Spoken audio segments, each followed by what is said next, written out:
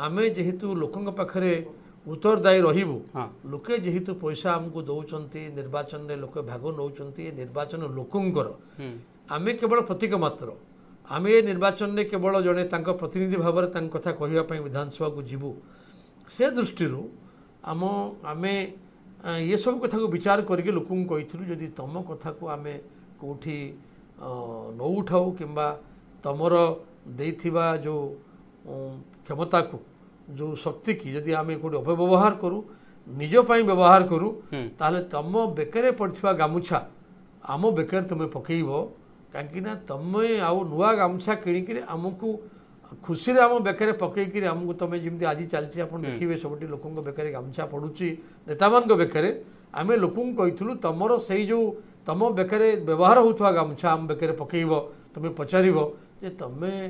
आमको जो प्रतिश्रुति देथिलो